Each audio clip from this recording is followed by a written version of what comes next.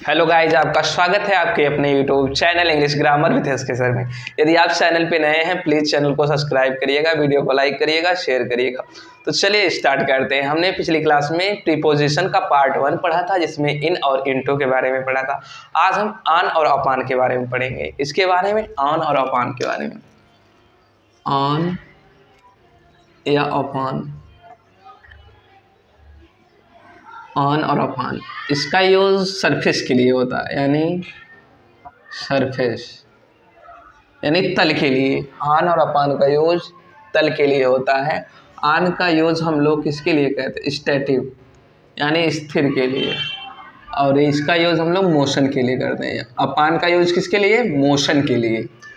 On का use static के लिए और अपॉन का यूज मोशन के लिए। ये भी पोजीशन की बात करता है, यानी पोजीशन, स्थान बताता है पर के अर्थ में। लेकिन ऑन का यूज स्टैटिक स्थिर के लिए, अपॉन का यूज मोशन के लिए किया जाता है। जैसे एग्जाम्पल में देखेंगे,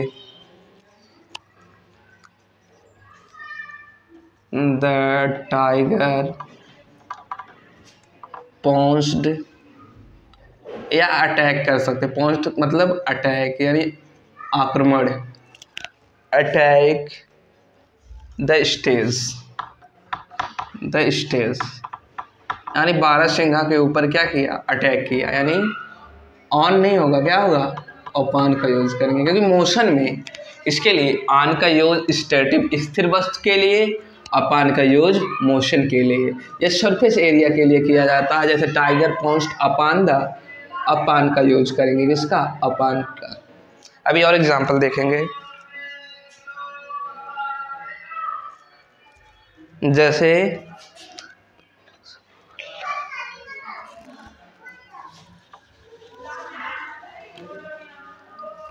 all my book, all my book laying, laying, इसके बाद द बेड, इस पे किसका? लेंगे, यानी क्या है? स्थिर है। बेड पे क्या? स्थिर है, स्टैटिक है। इस वजह से ऑन का यूज करेंगे। किसका यूज करेंगे? ऑन का। यानी ऑन और अपॉन में पोजीशन बताने के लिए हम यूज करते हैं, सरफेस एरिया के लिए करते हैं, लेकिन स्टैटिक के लिए ऑन का, मोशन के लिए अपॉन का, यानी ऑन, ऑन का यूज करेंगे। ये हो गया इसका यूज। इसका यूज बड़ा ही सिंपल है। ऑन का और अपॉन का सरफेस एरिया के लिए, स्टैटिक है तो ऑन का, अपॉन का यूज मोशन के लिए।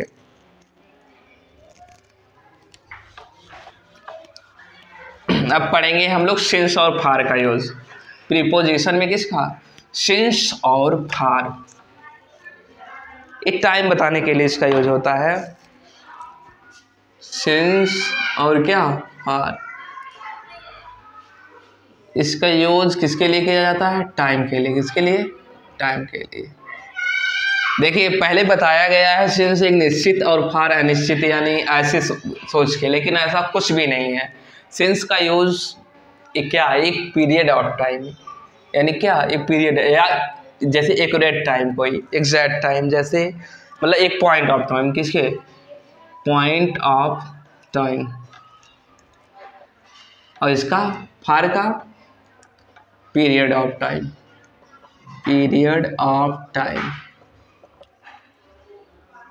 जैसे कि सिंस का यूज हम लोग करते हैं पॉइंट ऑफ टाइम के लिए। किसके लिए?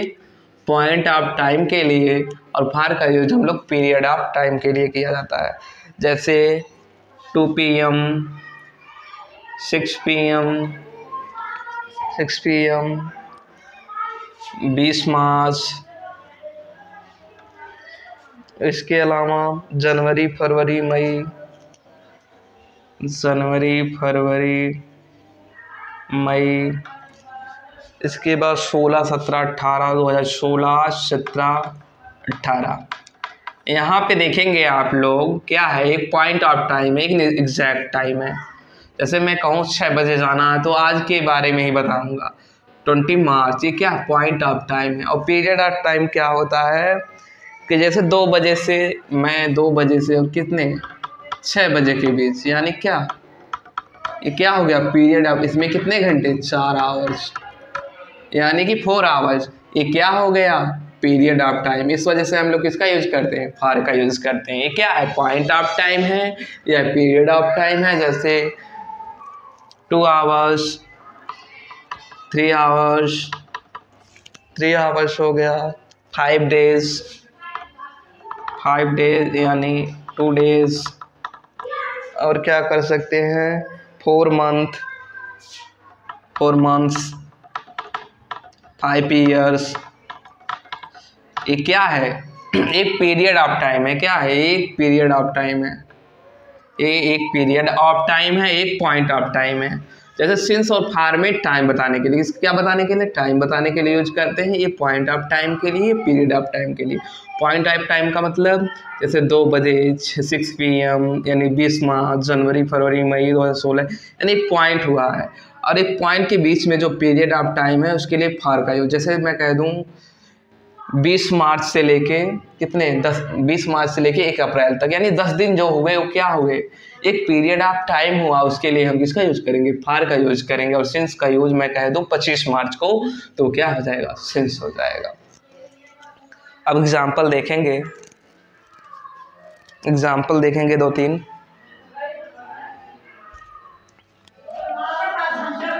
एग्जाम्पल में दे रहा हूँ ऐसे समझ जाएंगे आप लोग। और निश्चित अनिश्चित तो छोड़ ही दे दिए मन से यानी एक पीरियड ऑफ टाइम के लिए एक पॉइंट ऑफ टाइम के लिए। जैसे I have been living in Delhi I have been living in Delhi. यहाँ स्पेस मैंने दे दिया 2-3 स्पेस कितना 2006। ये क्या हो गया पॉइंट ऑफ टाइम हो गया। क्या हो गया पॉइंट ऑफ टाइम। तो क्या यूज करेंगे सिंस का यूज करेंगे सिंपल। अगर मैं यहाँ कह दूँ 5 ईयर्स यहाँ कह दूँ जनवरी मेनी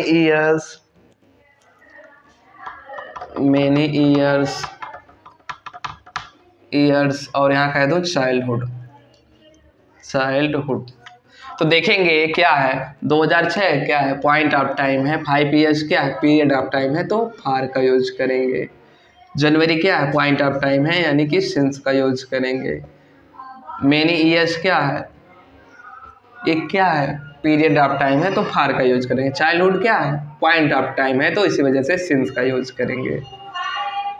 जैसे मैं कहना चाह रहा हूँ कि 2006 से 8 के बीच तो क्या हो गए कितने साल 2 ईयर्स 2 ईयर्स अगर हो गए तो इनके लिए हम लोग किसका यूज करते हैं फॉर का यूज करते हैं। क्योंकि ये क्या है पीरियड ऑफ टाइम के लिए फॉर का यूज करते हैं पॉइंट ऑफ टाइम के लिए सिंस का यूज। बस यही सिंपल।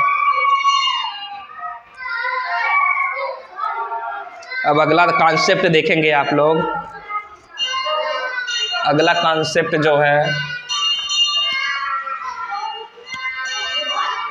अगला कॉन्सेप्ट में है बिसाइड और बिसाइड्स। बिसाइड और क्या बिसाइड्स। इसका यूज बिसाइड का यूज एडजस्टेंट के लिए करते हैं। ये एडिशन टू के लिए करते हैं। इसका एडिशन टू के लिए इन एडिशन टू।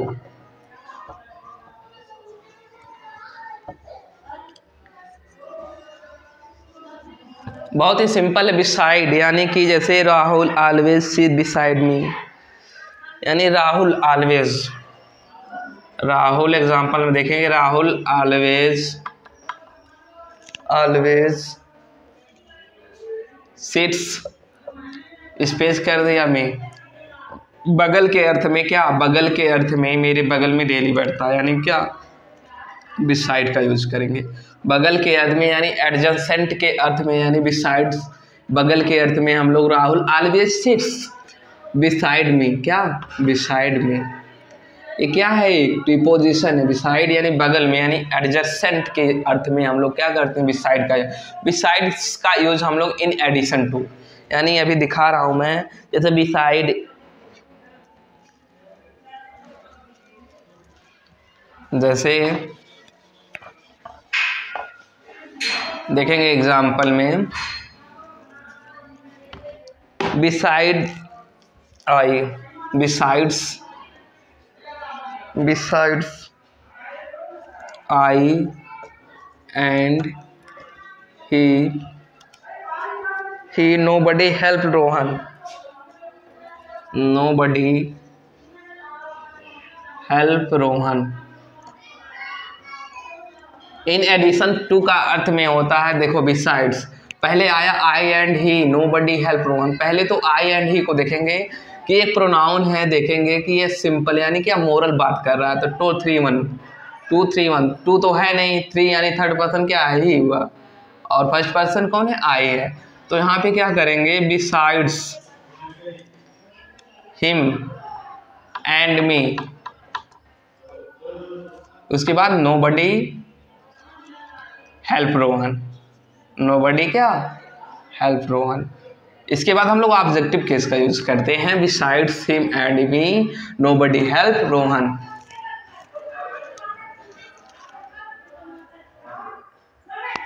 उसके बाद हम लोग पढ़ेंगे इंस्पाइट ऑफ, बावजूद या डिस्पाइट ऑफ का। क्या पढ़ेंगे, इंस्पाइट ऑफ और क्या, डिस्पाइट।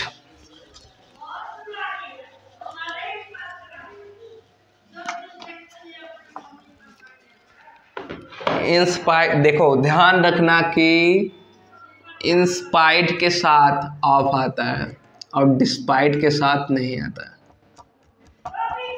इंस्पाइट ऑफ और डिस्पाइट, इसमें इंस्पाइट ऑफ यानी क्या, इंस्पाइट ऑफ ये आता है, लेकिन डिस्पाइट के साथ, लेकिन मिस्टेक के लिए दे देगा डिस्पाइट ऑफ। इसका अर्थ होता है के बावजूद, जैसे despite of working hard. Example में देख लेंगे, despite of working hard, despite of working hard, he failed in the exam, he failed in the exam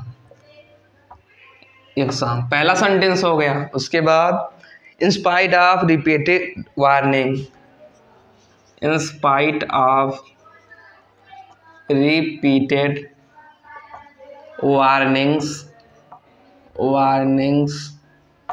in spite of repeated warnings, he touched